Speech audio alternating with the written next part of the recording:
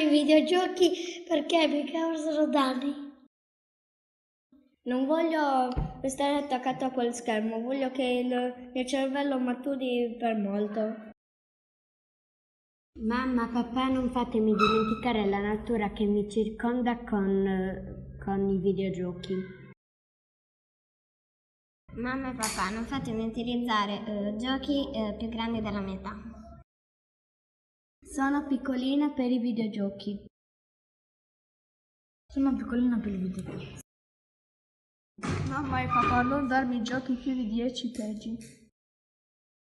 Mamma e papà, non datemi videogiochi più grandi della mia età. Mamma e papà, non datemi giochi di page 18. Cari genitori, non datemi giochi non adatti alla mia età.